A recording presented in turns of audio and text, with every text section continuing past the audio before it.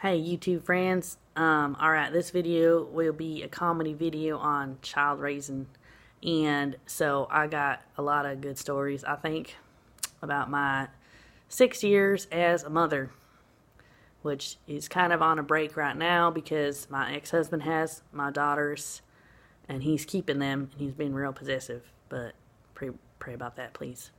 Alright. Because we're not officially divorced yet, so I can't enforce visitation by the law yet. So it's just kind of like free range divorce parenting right now. Anyways, all right, here's the funniest story about my daughters. Okay, I have 2 daughters. They are 5 and no, wait, they are 6 and 4 now. All right, my oldest girl, this was like 2 years ago. We had this cat. They kept getting pregnant. She got pregnant like 3 times, but it was a lot of fun. But one time she had kittens, and I would let my daughters play with the kittens, and they were real small at this time. And Serenity, my oldest, I came out to the backyard, and I saw her throw one of the kittens like halfway across the yard, and I got so mad at her. I don't think I've ever gotten so mad at her, and I was like, Serenity. I was like, what did you do? I can't believe you just threw a kitten across the yard. And I don't remember if I spanked her. Like, maybe I did, but I know I was real mad. But then I was thinking about it logically, and I was like, all right, maybe the kitten scratched her because those kittens have real sharp claws. Even from the time when they're born, they do, which is for their own self-protection against little children who maybe try and, strangle them.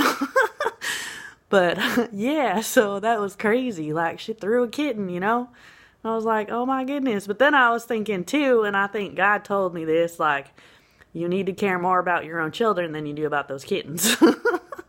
Because they're just kittens, and they're just animals. So, yeah. So I think that was good, and I think God gave me a little revelation on that. My daughter should be more to me than the kittens. Anyway, so that was a crazy story. And let's see. When my youngest daughter was 1, and this was around the time when she was starting to walk. My oldest daughter would always push her down.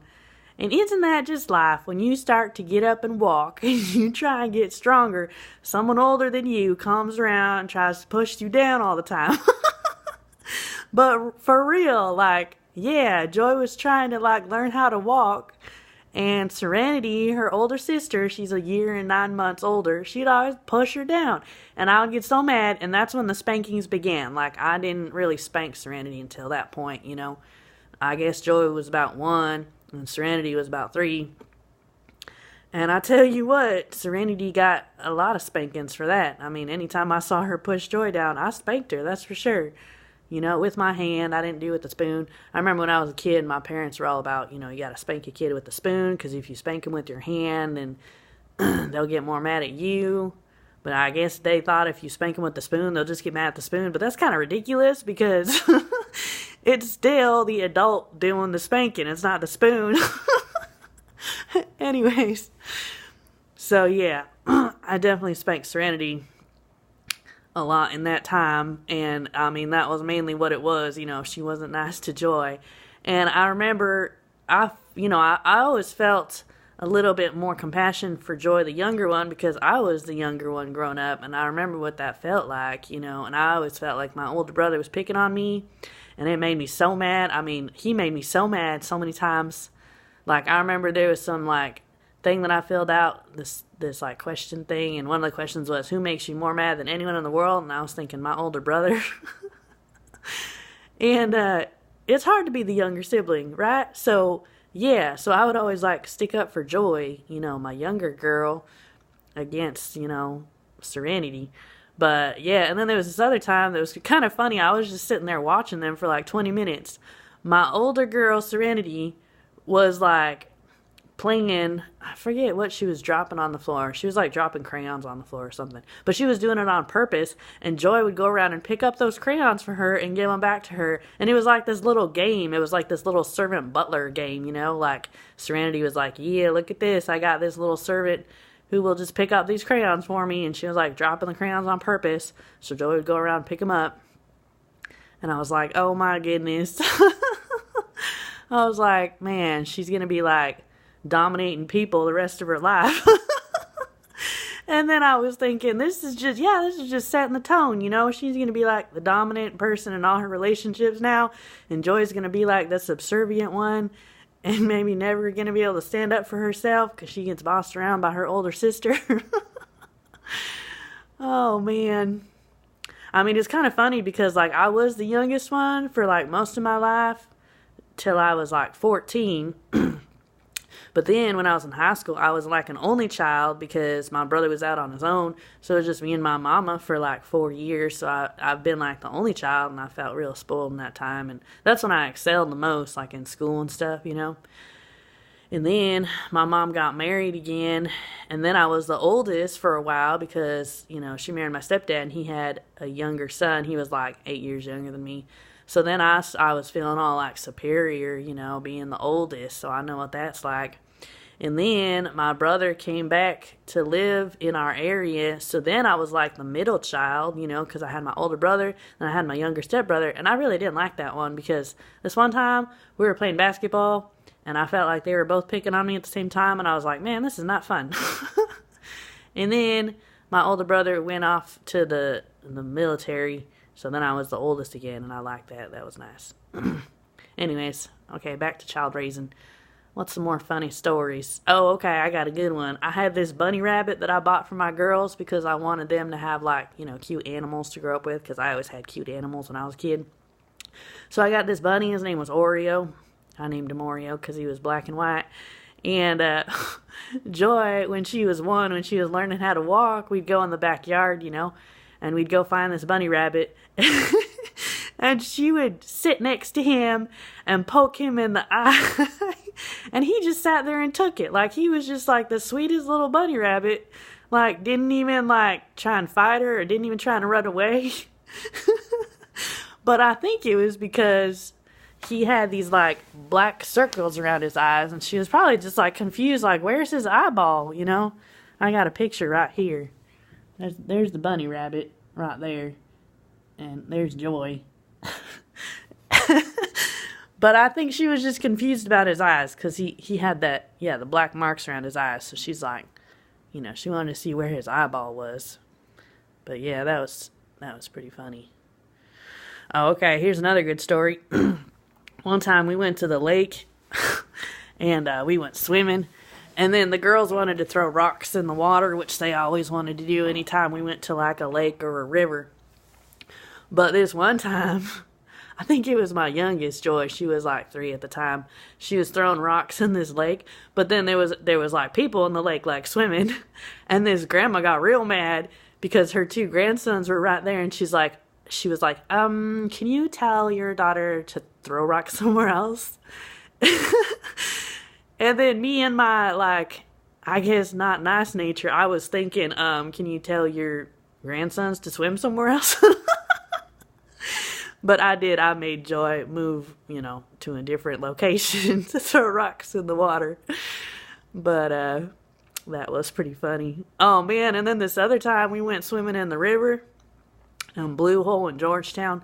And, like, we were just minding our own business. I think it was just me and my husband. No, I think our girls were with us. But, like, there was a bunch of kids there swimming. And this one kid was throwing rocks.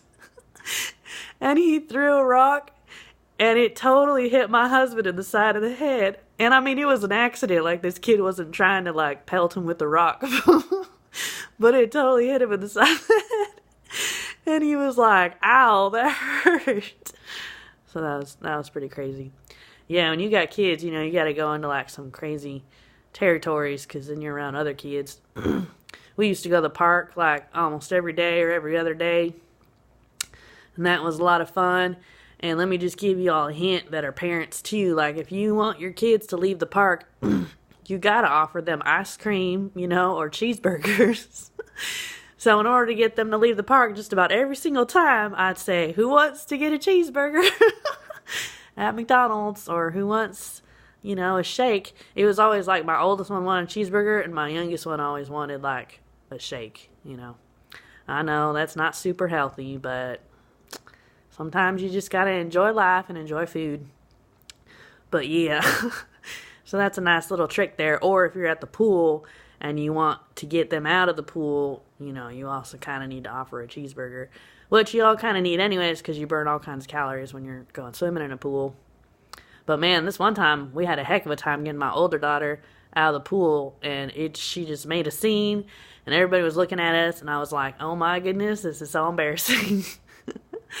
Like, you will definitely have some embarrassing moments when you're a parent. But that's when you just learn the lesson that you just gotta stop caring what other people think. Because if you care, you're gonna get embarrassed a heck of a lot more than you would if you just decide to stop caring. Because there ain't nothing you can do. I mean, within reason, like, you can try and make your kids be more obedient, but, you can't make them like little robots, So it's like, it's inevitable that they're gonna embarrass you. And like, I remember I would go get groceries with my girls sometimes, and my oldest one, she would not mind, she would not mind me, as in she would not obey very easily, because she was always an A-type strong-willed child, and she would just be running around that grocery store, like at least 2 times it's happened, and I swear I got looks from other people, and I swear their looks were like, can't you control your child? And I was thinking, no, I can't. How about you try and help me and tell her to get over here and walk next to me? But no. But they had these nice little buggies at the grocery store where the girls could sit in this like little car thing. And there was a cart behind it, and I would push them around. And that usually worked out pretty good. But man, sometimes, yeah, Serenity would get out of the buggy and she would just run around like a wild child. And that was difficult. So to any of you out there who haven't had kids yet, hope you learned something that, you just need to like not care so much what people think, when you become a parent, because you're going to get embarrassed, but it's okay because it doesn't really matter. And if you do have kids, I hope this made you laugh, and I'm sure that you can identify with all the times that your kids have embarrassed you in public around other people. But just know that, it's okay, and that your relationship with your kid matters more than what other people think. Like, don't go spanking your kid over every little thing just because you get looks from people in public, like, that's what I would say, You don't want to, like, I don't know, I just don't think you should turn kids into a robot. I think you should let them have some freedom, most of the time, because, where the Spirit of the Lord is, there's freedom. So, that's my parenting philosophy. Anyways, may God bless you all, and if you do have kids, may God bless you even more. God loves you. Have a great day. Bye.